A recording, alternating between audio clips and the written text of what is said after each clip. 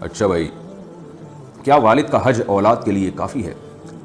کلیم اللہ صاحب U P سے پوچھتے ہیں، میں حج کرنے کا ارادہ رکھتا ہوں لیکن والد کہتے ہیں کہ ہم حج کر چکے ہیں اس لیے تم پر حج فرض نہیں ہے، جبکہ کاروبار وغیرہ ہم سب کا ہے اور پیسے بھی ہمارے پاس رہتے ہیں، تو کیا ہم حج کریں یا والد کی اجازت کا انتظار کریں؟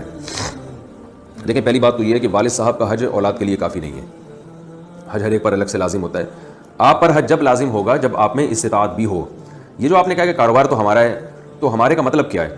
اگر والد صاحب کا بزنس تھا اور اسی بزنس میں آپ تعاون کر رہے ہیں اور اب سب مل جل کے بزنس کر رہے ہیں، تو اس سے یہ کاروبار آپ کا نہیں ہو جاتا. یاد رکھیے، فقہاء نے بیان کیا ہے کہ اولاد والد کے بزنس کو جتنی بھی ترقی دے گی تو وہ بزنس والد ہی کا رہے گا، اس کی ملکیت والد ہی کی رہے گی. تو یہ کاروبار آپ کا ہے کا مطلب اگر انویسٹمنٹ آپ نے اپنے پیسوں سے بھی کی ہے تو پھر تو آپ بھی شریک ہو گئے. اگر آپ کی انویسٹمنٹ اپنے ذاتی پیسوں سے نہیں ہے تو یہ ابا ہی کا کاروبار ہے، تو اس کاروبار کی وجہ سے آپ پہ حج فرض نہیں ہوگا. ہاں، آپ نے یہ کہا کہ پیسے بھی ہمارے پاس رہتے ہیں، تو اگر پیسے آپ کے پاس اس طور پر رہتے ہیں کہ اس بزنس سے جو ارننگ ہوتی ہے تو وہ ارننگ آپ ہی رکھ رہے ہوتے ہیں، اور والد صاحب نے یہ کہا ہوا ہے کہ جو پیسے آپ اپنے پاس رکھیں گے وہ گویا آپ ہی کے ہیں، گویا نہیں بلکہ صاف لفظوں میں کہ وہ آپ کی رقم ہی ہے، وہ صرف انتظامی معاملات انتظام کے لیے آپ کے پاس نہیں رکھوائے گئے بلکہ وہ سچی مچی کے پکے آپ کو دے دیے گئے ہیں.